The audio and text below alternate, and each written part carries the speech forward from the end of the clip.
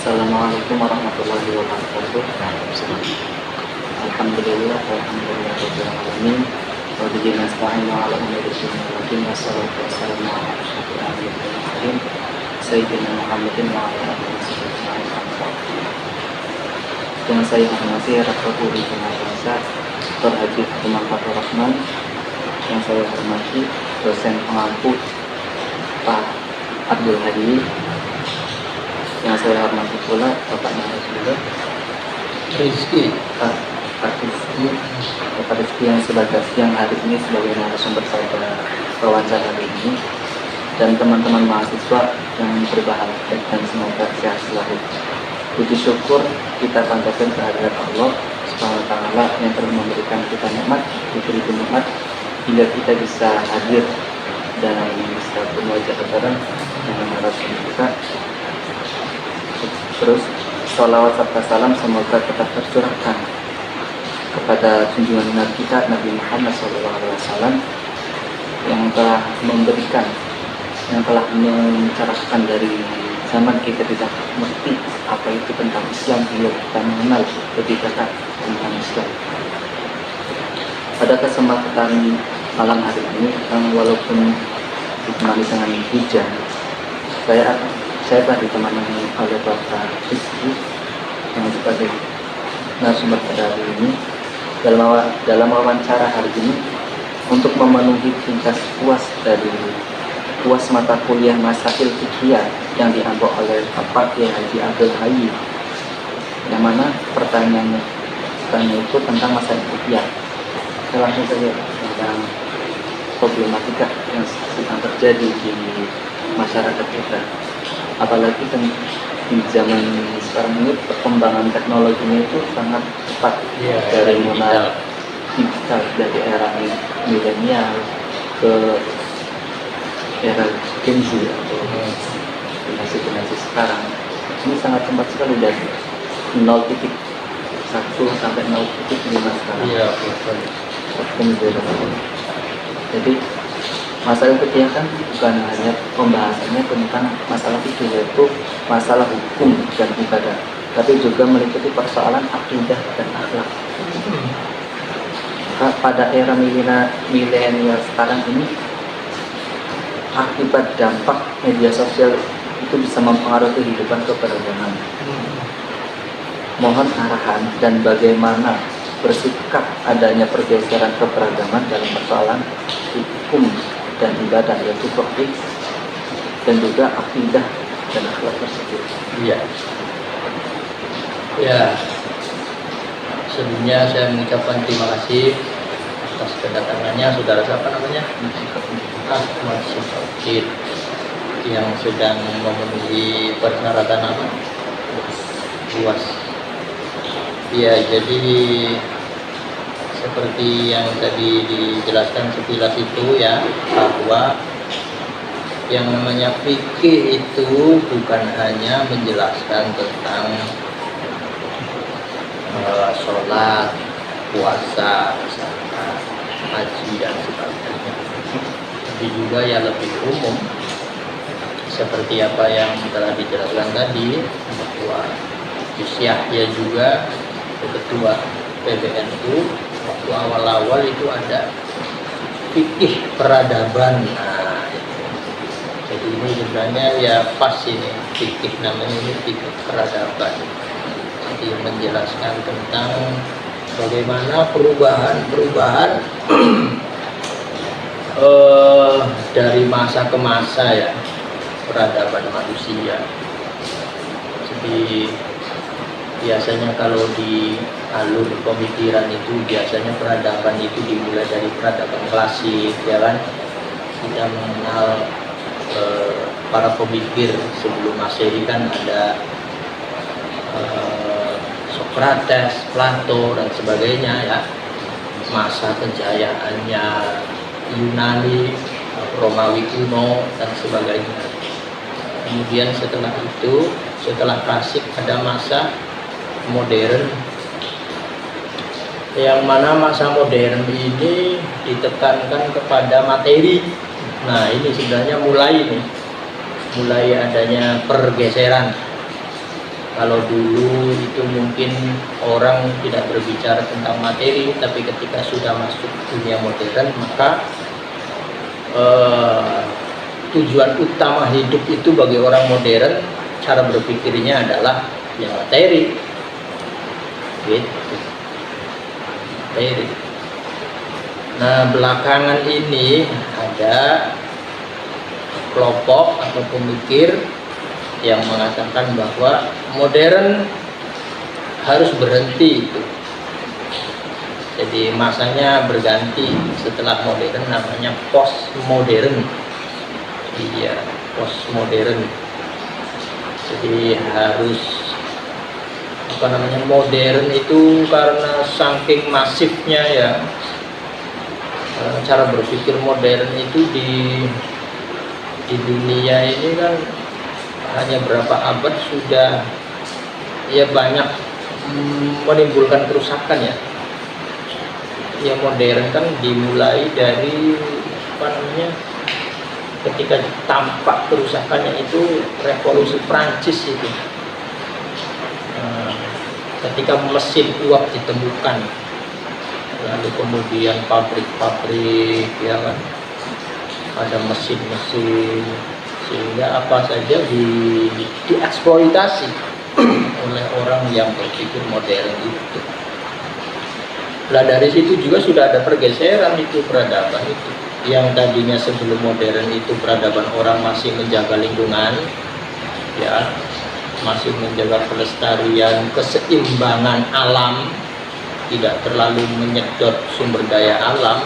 Nah ketika modern ditemukan alat, lalu orang itu berpikir untuk mengeksploitasinya. Ketika misalkan ada gunung, berarti apa ini gunung ini yang bisa dimanfaatkan. Cara orang berpikir modern itu seperti itu. Wah ini gunung ini batunya bisa dibuat semen, sehingga gunung itu pakai dinamit ya, dibom, kemudian batunya diolah bisa menjadi semen, lalu semennya dibawa ke kota-kota atau ke daerah-daerah membuat bangunan dan sebagainya. Atau misalkan kalau bukan gunung ya berarti sumber daya alam perut bumi di bawah kan ada minyak, ada uranium dan sebagainya, sehingga alam ini tidak seimbang. Cara berpikir orang modern itu ya gampangannya merugikan. Lalu ada orang yang berpikir namanya postmodern ini, cara berpikir postmodern. Jadi berhenti untuk melakukan seperti itu. Ya masih berjalan sebenarnya sekarang ini. Ada juga yang mengatakan modern itu tidak berhenti, berjalan sampai sekarang ini. Buktinya alam masih tereksploitasi ya kan. Malahan sekarang ini cuaca tidak menentu. Ya kadang hujan, nggak teratur. Iya, nggak seperti biasanya. Ya karena itu akibat daripada cara berpikir orang modern. Nah, ya itu lalu perubahan yaitu dari cara berpikir ya klasik, modern, dan postmodern. Kemudian peradaban akhlak ya akhlak juga berubah dari tadinya yang masih menjaga lingkungan atau masih menjaga keseimbangan alam, kemudian orang itu tambah kesini cara berpikirnya itu ya materialistis. Iya, materialistis. Sehingga ya apapun itu kalau tidak ada kaitannya dengan materi, orang itu enggan.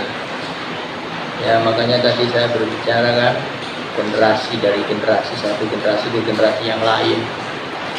Namanya generasi awal namanya generasi baby boomer yang lahir ketika zaman penjajahan tahun 45 sampai 65 itu punya karakter.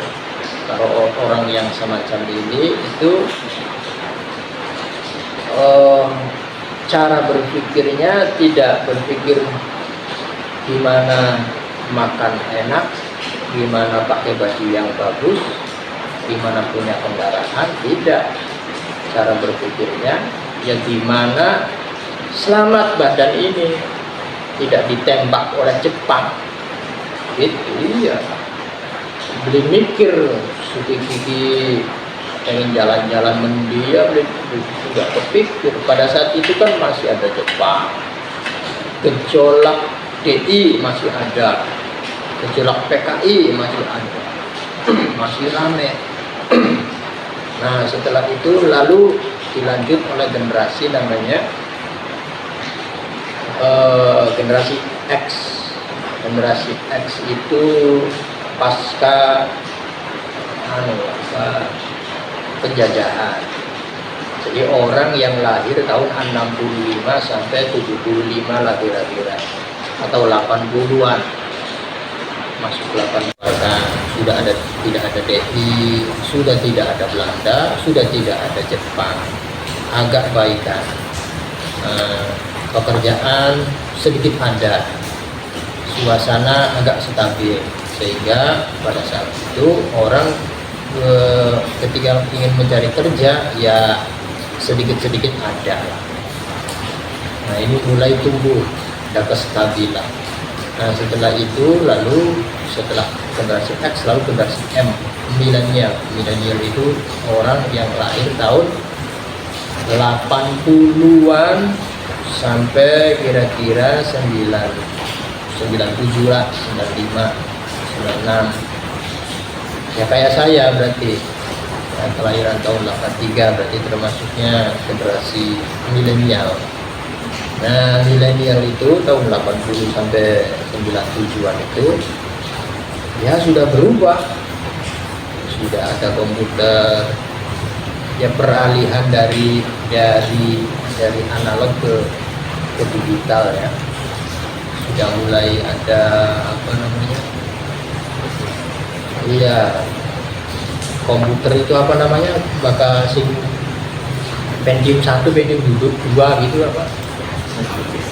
Iya, masih kotak gede dan sebagainya. Itu sudah mulai ada perubahan. HP,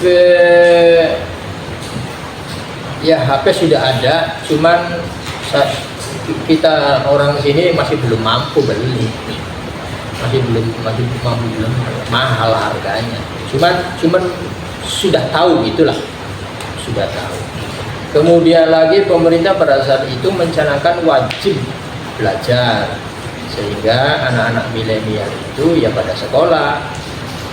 Kemudian ya informasi ya gampang, tontonan TV ya sudah banyak.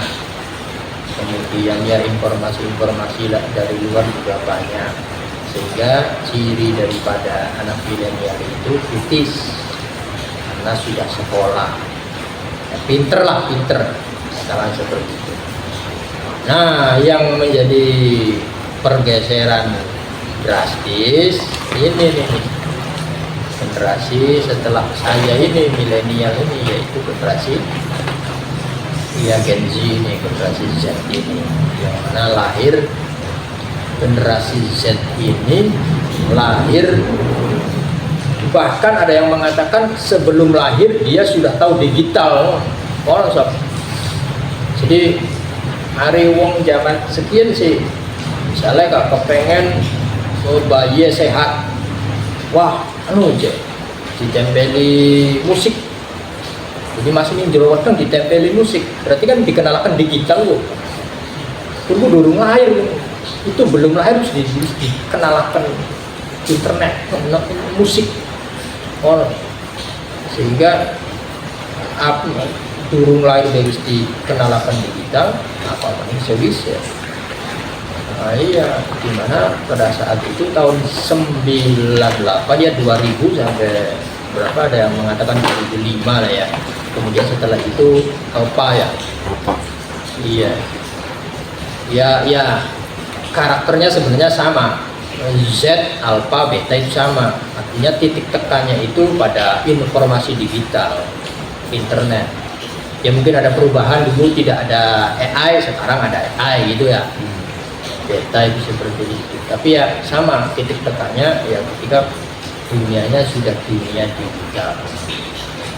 Karena kondisi keadaannya itu namanya dunia digital, yang mana di dalam dunia internet itu informasi itu komplit, apa aja ada, sehingga kemudian serba cepat, sehingga karakter Gen Z ini ya secara psikologi cepat. Sebenarnya dia itu punya kelebihan, dia itu kreatif, kemudian cepat nangkap, karena per detik kan bisa lihat itu tak tak tak tak tak, tak. Scroll dan sebagainya kan langsung informasi kan gitu. Nah, tapi ada kelemahan dalam keadaan seperti itu, ada kelemahan. Yang terganggu itu adalah mentalnya. Jadi kalau generasi Z ini nggak pinter-pinter memahami tentang dunia digital, nanti dia itu kena mental health, mentalnya itu tidak sehat. Jadi tantangan generasi Z ini adalah persoalan emosi sebenarnya. Kalau baby boomer waktu zaman 45-an tantangannya dengan penjajah, ya kan. Kalau golongannya setelahnya berarti kan pekerjaan masih sedikit. Setelah saya ya sedikit enak lah. Setelah saya sedikit enak. Nah, generasi Z tantangannya yaitu, jadi kelebihannya syukur alhamdulillah generasi Z itu segalanya ada. Itu nggak ada zaman sekarang orang kelaparan, nggak ada. Sok nih daerah cerita nih berita apa, nggak ada. Orang kelaparan itu nggak ada zaman sekarang, nggak kayak zaman dulu. Ya jangan mencontohkan itu sih di kelaparan ya jangan konon. Ya kelaparan tuh misalkan daerah Kalimantan, itu baru bisa dikatakan Indonesia ada yang kelaparan, daerah Kalimantan, se-Kalimantan itu. Kalau contoh per orang yang nggak termasuk contoh itu. Nah, makanya yang harus dihadapi oleh generasi Z, generasi alpha, beta itu adalah harus bisa memahami informasi dari luar. Karena gini ya, ketika kita berbicara peradaban, tadi itu apa? Iya, istilah sampean tadi apa? 0.1, 0.2, 0.3 jadi ya, nah sekarang ini informasi itu bukan hanya kita ini ditempa, bukan hanya dari sisi media, tapi ekonomi, budaya, ideologi, sekarang ini masuk semua ini. Iya, ekonomi dulu itu tahun pasar bebas dibuka, pasar bebas. Saya masih ingat pidatonya SBY itu. Siap-siap aja pasar bebas mau dibuka. Maksudnya gitu, jangan orang pidato SBY maksudnya apa? Siap-siap baik. Ternyata bener aja. Wah, semono awal mula anaknya motor yang tidak pakai gigi. Biasanya motor kan gigi siji didorong itu papat. Sekian langkah kali tarik gelang jalan. Iya. Metik karena Mio. Wah, Mio apa gitu merek karena Mio. Aneh banget. Nah, motor laka gigi aneh. Tahun harapan muncul Maning Beat. Tahun Arab muncul paling vario, tahun Arab, dan setiap tahun muncul dan sebagainya. Begitu juga mobil dan sebagainya. Begitu juga fashion muncul, terus apa yang digandrungi anak muda sekarang generasi Z itu.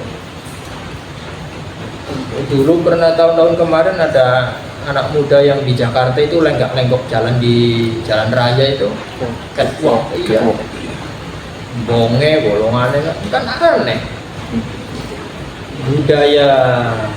Budaya luar dimasukkan ke sini, budaya wong pakaian Korea jadi menang golongannya kita. Kemudian kita ini merasa bangga, gimana akhlaknya kita ini. Sementara kita kan punya punya agama, punya aturan, punya tata tertib, punya batas-batas, kan gitu. Pakaian ya kudu ya nutupi aurat, sopan dan sebagainya. Ketika budaya fashion masuk dari luar ke sini, ya ketika kita nggak belajar, ya udah ini kayak model seperti itu, rambut. Anak wong Indonesia rambutnya kuning, banget aneh. Itu kan berarti tidak punya jati diri namanya seperti itu. Nah, kebenarannya akhlaknya sudah berubah, memang dia benar perubahan. Kemudian lagi ideologi akidah yang mana sampai yang tadi sebutkan, perubahan akidah. Iya. Ya bukan hanya perpindahan fisik ya, tapi ya kita juga melihatnya anak muda itu dari lagi-lagi dari HP, dari internet.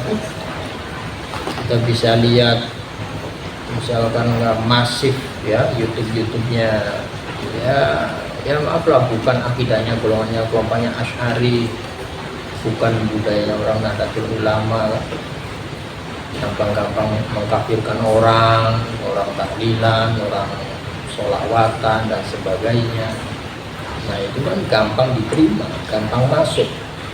Kemudian sekarang ini orang yang nggak pernah pesantren, nggak pernah ngaji, bisa juga mengkritisi orang yang pernah ngaji.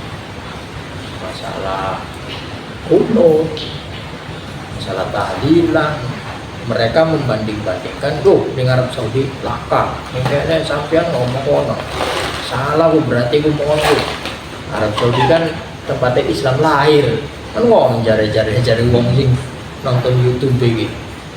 Mereka itu tidak punya latar belakang santri, tapi dia bisa mengkritisi, bisa mengkritisi. Nah akhirnya ya kita yang sebagai santri sebenarnya harus punya alasan itu.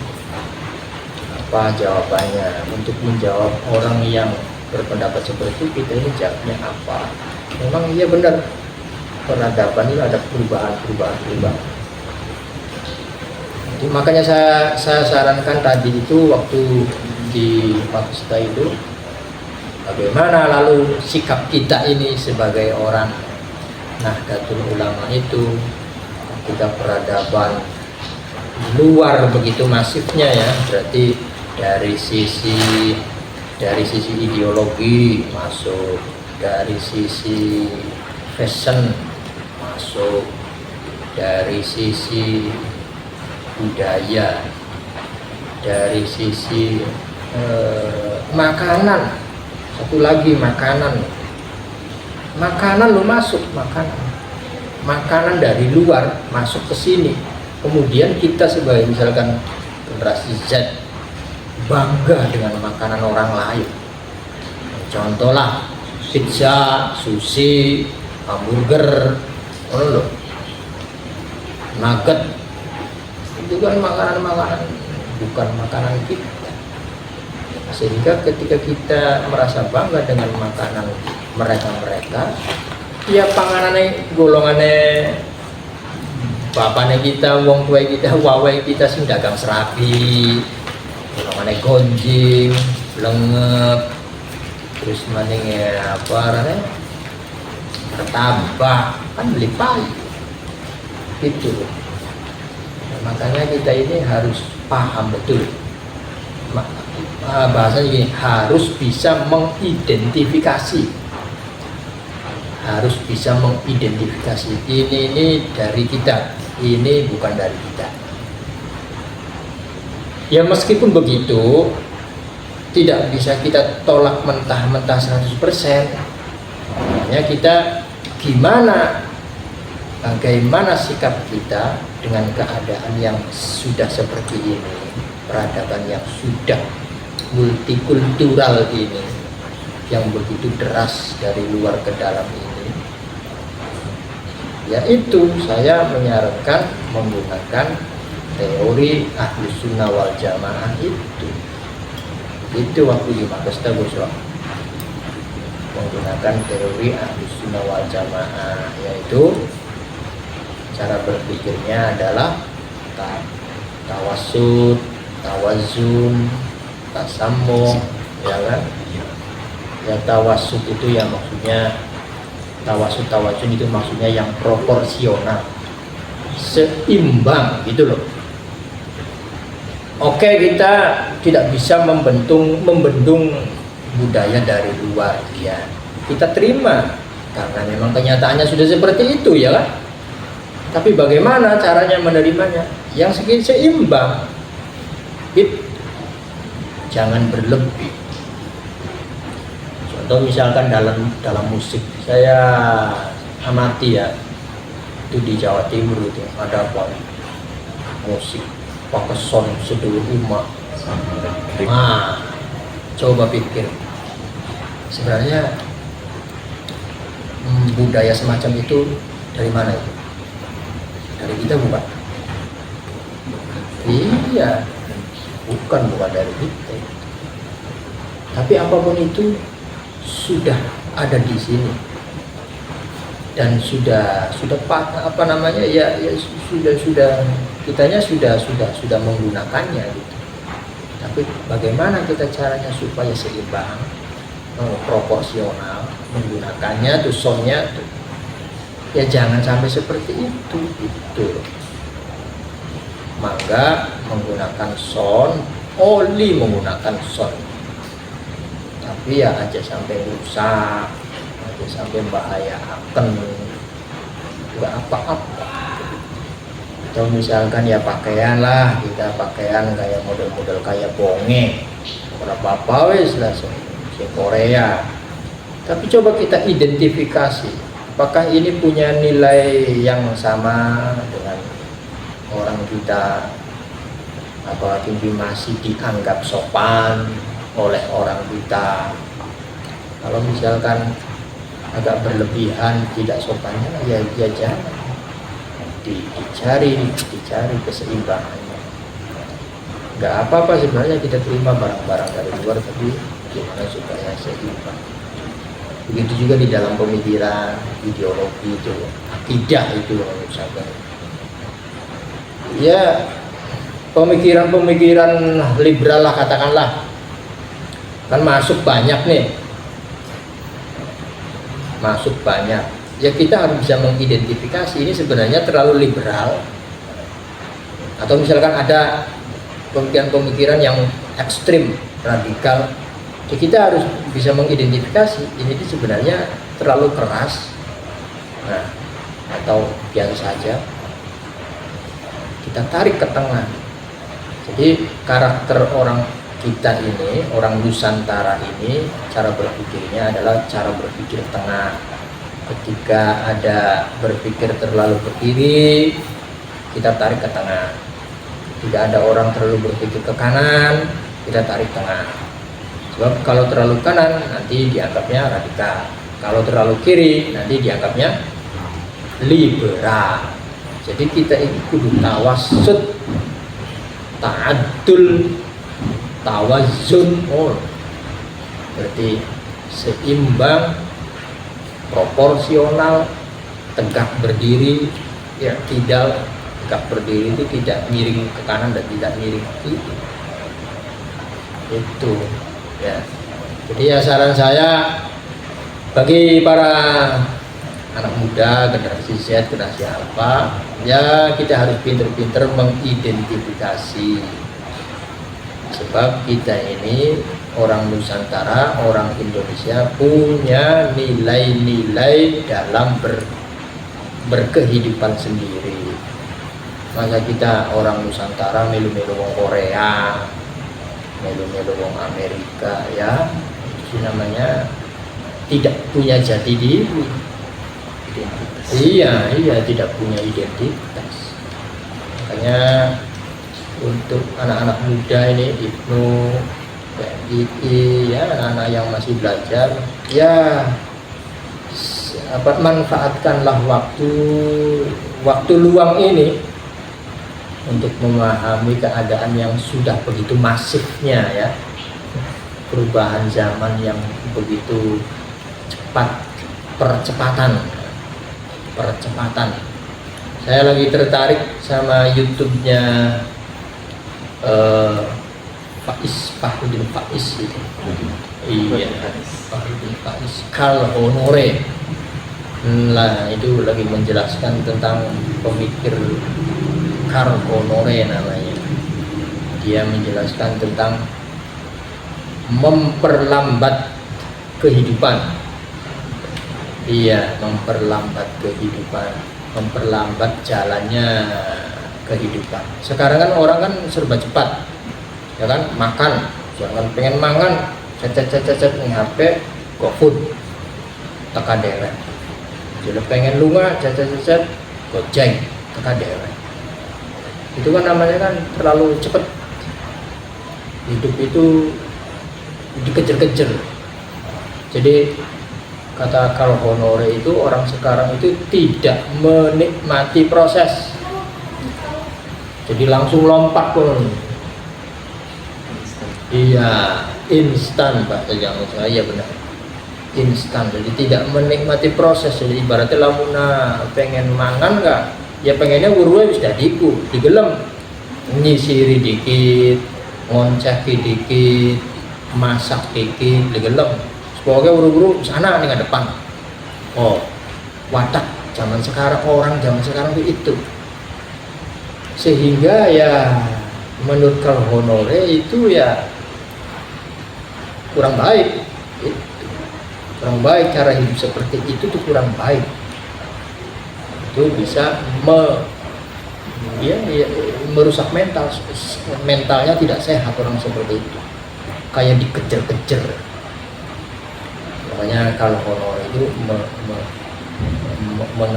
mengenalkan pemikirannya itu dengan memperlambat kehidupan, slow living.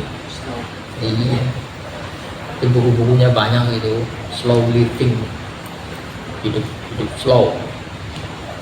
Jadi slow living itu bukan berarti urip males, ya. Jadi bukan males, ya, hidup pada tempatnya, artinya gitu loh. Menjelaskan atau menawarkan hidup itu ya punya step by step, ada tahapan-tahapan yang harus dilalui. Proses itu, hidup itu proses. Coba misalkan sampean kuliah gelem langsung oleh ijazah, belum juga, tapi orang ilmu tapi yang iya mau pengennya kan ilmu, belajar dan sebagainya, kan gitu. Yang cukup ya gitu dah. Cukup. Ya. Mungkin dari penjelasan yang tadi disampaikan banyak sekali ya faktor-faktor yang bisa mempengaruhi sosial budaya maupun fikih. Jadi bahwa dari apa yang tadi disampaikan, fikih juga bukan hanya tentang mengawasi bagaimana kita mengatur kehidupan dalam hal ibadah dan hukum saja, tapi bagaimana fikih juga mengatur gaya hidup budaya yang ada di kehidupan kita, baik itu budaya yang baru datang, budaya-budaya yang baru, dan juga fikih juga sebagai benteng diri kita untuk menjaga apa yang sudah ada dan nilai-nilai yang sudah ada, yang sudah terpakai dari orang-orang zaman dahulu yang baik. Jadi tidak apa namanya, tidak akan dirusak oleh budaya-budaya yang baru gitu mungkin ya. Iya. Itu kesimpulan yang bisa saya sampaikan. Terima kasih atas waktunya Ya. Kang Reza yang telah Sama menyediakan Rizky. ya, Rizky. Kang Rizky yang telah menyediakan waktunya berwawancara pada malam hari ini. Kurang lebihnya mohon maaf. Assalamualaikum warahmatullahi wabarakatuh.